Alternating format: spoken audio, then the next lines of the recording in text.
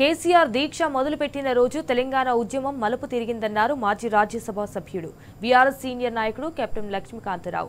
ఉద్యమ సమయంలో ప్రతి క్షణాన్ని కేసీఆర్ తెలంగాణ కోసమే వెచ్చించాడని పేర్కొన్నారు. అయితే నాటి ఆమరణ దీక్ష కట్టాలని భావితరాలకు తెలియజేయాల్సిన అవసరం ఉంది అంటున్న లక్ష్మీకాంతరావుతో మా ప్రతినిధి రవికాంత్ ఫేస్ టు ఫేస్.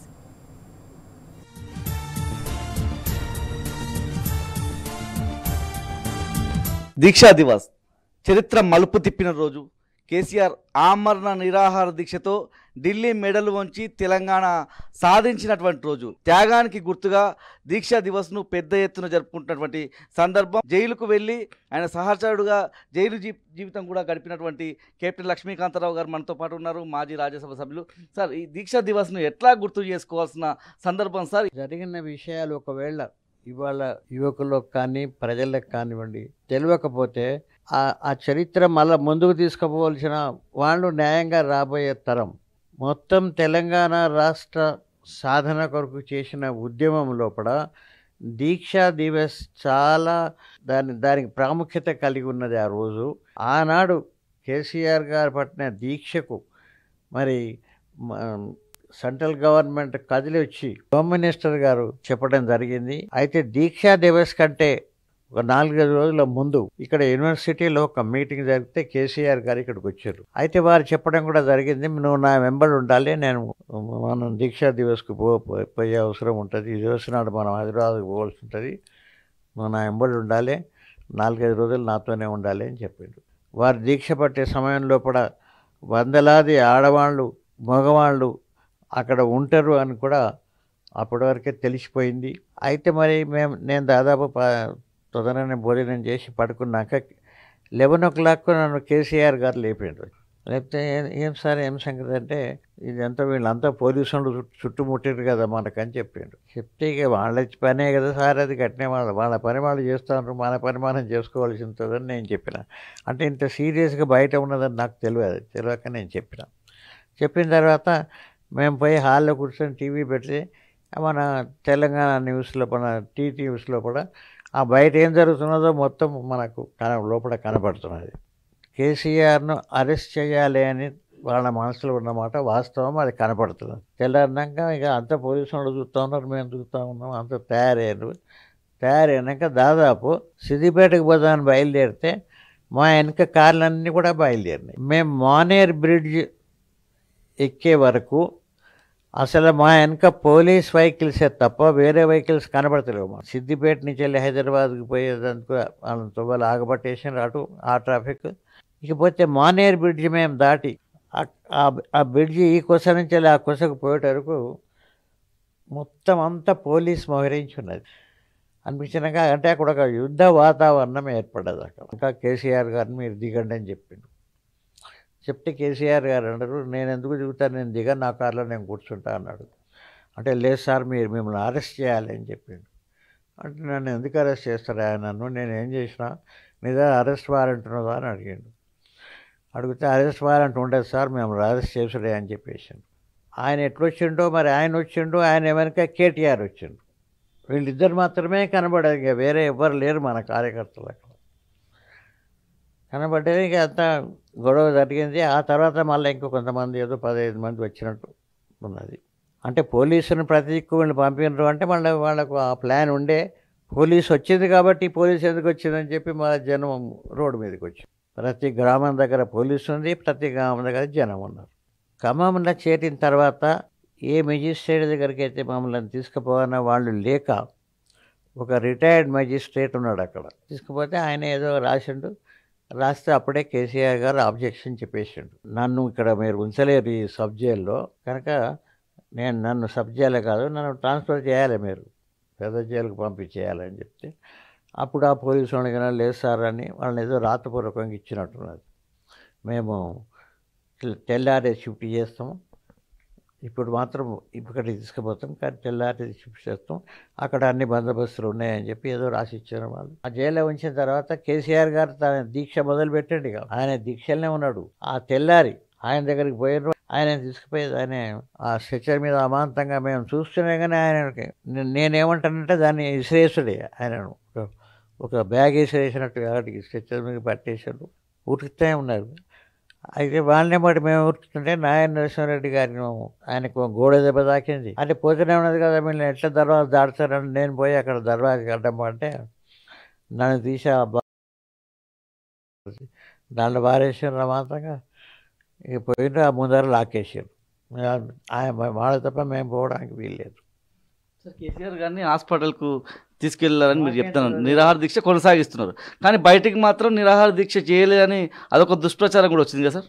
అయితే ఏమైంది, కానీ అక్కడ వారికి న్యాయంగా ఏం చెప్పారంటే మంచినీళ్ళు తాగండి మీరు అని చెప్పి ఇవన్నీ చెప్పకుండా మంచినీళ్ళు తాగించారు.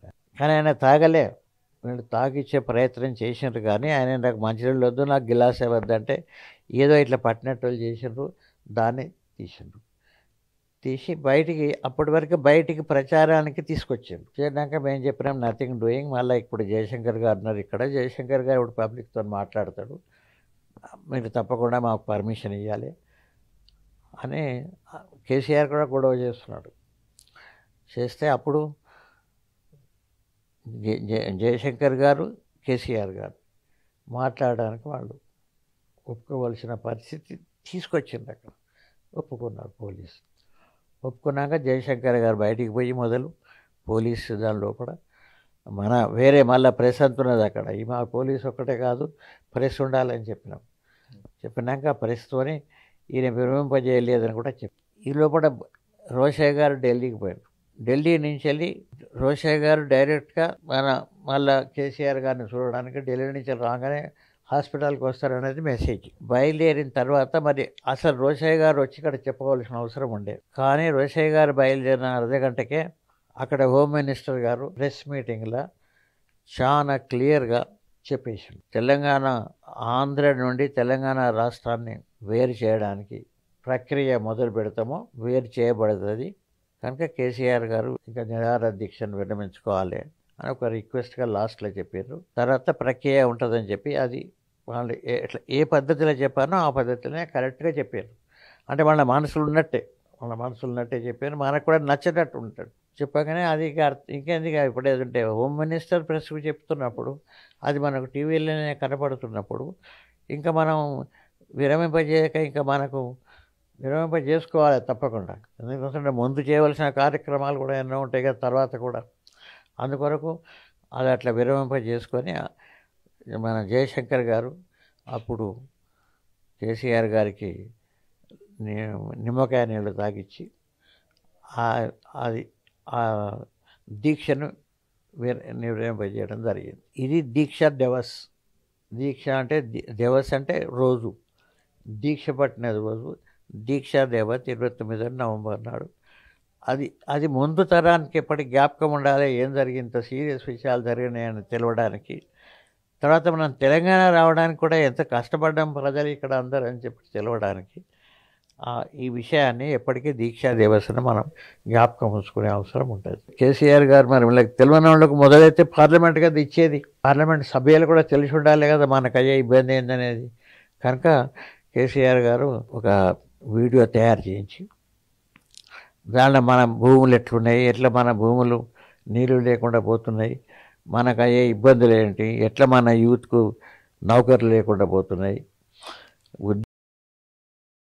కూడా దాంట్లో చూస్తే అర్థమయ్యేటట్టు హిందీలో ఇంగ్లీష్లో తీయడం జరిగింది. అయితే కేసీఆర్ గారు 5 6 3 4 అట్లా ఎంపీలను పిలుచుకొని వాళ్ళకి ప్రెసిడెంట్ మీద చూపించేది. నేను అనుకుంటా 500 మందికైనా ఆయన చూపించుంటాడు. అది కూడా పెద్ద కష్టమైన పని. ఎందుకోసం నేను డాడీ చేయాలి, వచ్చిన వాళ్ళకి ఇదంతా చెప్పాలి, మళ్ళీ ఇదే చెప్పాలి, ఇది వాళ్ళకి చూపించినాక వాళ్ళతో కన్విన్స్ చేయించుకోవాలి అదే రోజు, మళ్ళీ వాళ్ళని థ్యాంక్ యూ వెరీ మచ్ అని పంపించాలి. కనుక అది చాలా గొప్ప పెద్ద కార్యక్రమం అది ఢిల్లీలో జరిగింది. అట్లా చాలా మందికి దేశం లోపల కూడా అంటే భారతదేశంలో అన్ని మూలల తెలంగాణ చాలా సీరియస్ సబ్జెక్ట్ అనేది ఒకటి తేలిపోయింది. అట్లా కేసీఆర్ గారు ఎప్పుడు కూడా ఆయన టైమును ఎప్పుడు వేరే విధంగా ఎప్పుడు ఒక నిమిషం కూడా ఖర్చు పెట్టలేదు. దబ్బన మహాసంటోళ్ళం ఏదైనా మాట్లాడినా కానీ మళ్ళీ మమ్మల్ని తెలంగాణకు సబ్జెక్ట్కే తీసుకొచ్చేది, తెలంగాణ సబ్జెక్ట్ మాత్రమే మాట్లాడేది. 10 సంవత్సరాల లోపల తెలంగాణను పాత స్టేట్లతో కూడా పోల్చి కొన్నిట్లలో పైకి పోయేటట్టు కూడా చేసిన పెద్ద మనిషి. మరి ఇప్పుడు కేసీఆర్ గారిని ఏదో కొన్ని కారణాల వల్ల ప్రజలు ఆయనను లేపట్లేదు. లేపట్టకుంటే వచ్చినోడు ఏం చేసిండే అంటే అదంతా మనకు కనపడుతున్నది. రియల్ ఎస్టేట్ లేదు, డెవలప్మెంట్ లేదు, ఇన్స్టిట్యూషన్స్ స్ట్రైక్ చేస్తామంటున్నాయి, ఎడ్యుకేషన్ ఇన్స్టిట్యూషన్స్. మీరు ఇవాళ ఏ వ్యవస్థను తీసుకుంటే ఆ వ్యవస్థలో వాడు హ్యాపీగా లేడు. ఆనాడు అందరు సంతోషంగా ఉన్నారు. ఆనాడు ఎవరికి కూడా మతం కానీ కులం కానీ భేదాలు ఏం లేకుండా అందరు ఇబ్బంది వాడు సంతోషంగా, చాలా సంతోషంగా, గర్వంగా, ముఖ్యంగా సంతోషమే కాదు గర్వంగా ఉండేది. మేము తెలంగాణ తెచ్చుకున్న తెలంగాణను మేము గొప్పగా డెవలప్ చేసుకుంటున్నాం, అభివృద్ధి చెందుతున్న తెలంగాణని గర్వంగా చెప్పుకునే ఒక పరిస్థితి ప్రజలకు ఉండేది. మరి ఇవాళ గర్వంగా చెప్పేటట్లేదు, మాట్లాడేటట్లేదు, ఏ పరిస్థితి లేదు. అంటే నేను ఇదంతా చెప్పి ఈ విషయం చెప్తే ఏదో రాజకీయం అయ్యేది, కానీ రాజకీయం కాదు, వాస్తవాన్ని కూడా మనం చెప్పుకోకపోతే అది మన తెలివి తక్కువనే అవుతుంది. అందుకోసం ఇది వాస్తవం కాబట్టి నేను చెప్పడం జరుగుతుంది. ఇది మొత్తంగా చూస్తే దీక్షా దివస్ ప్రతి ఒక్క యువకుడు, ఈ తరానికి సంబంధించిన ప్రతి ఒక్కరూ తెలుసుకోవాల్సినటువంటి అంశం. పూర్తి స్థాయిలో తెలంగాణ రాష్ట్ర సాధన కోసం కేసీఆర్ గారు చేసినటువంటి కృషి, ముఖ్యంగా ప్రతి రోజు తెలంగాణ కోసం చేసినటువంటి కృషి. ఇప్పటివరకు మనకు లక్ష్మీకాంతరావు గారు చెప్పినట్టు కేంద్రంలో కేంద్ర మంత్రిగా కొనసాగుతున్న సందర్భంలోనూ ఎంపీలందరికీ తెలంగాణకు జరుగుతున్న అన్యాయం విషయంలో వాళ్ళకు ఒక ప్రొజెక్టర్ వేసి వాళ్ళకు వీడియోలు చూపెట్టడం ద్వారా తెలంగాణకు జరుగుతున్న అన్యాయాన్ని చెప్పడం కావచ్చు. 2009లో దీక్షా దివస్ ద్వారా చావు నోట్లో తలపెట్టి తెలంగాణ రాష్ట్రానికి సంబంధించి తెలంగాణ తెచ్చుకోవడం, వచ్చిన తెలంగాణలో అభివృద్ధి పదంలో నడిపించడం కావచ్చు. ఇవన్నీ అంశాలను కెప్టెన్ లక్ష్మీకాంతరావు గారు గుర్తు చేసుకుంటారు. కెమెరా పర్సన్ సంజీవ్తో రవికాంత్, టీ న్యూస్, హన్మకొండ జిల్లా కేంద్రం నుంచి.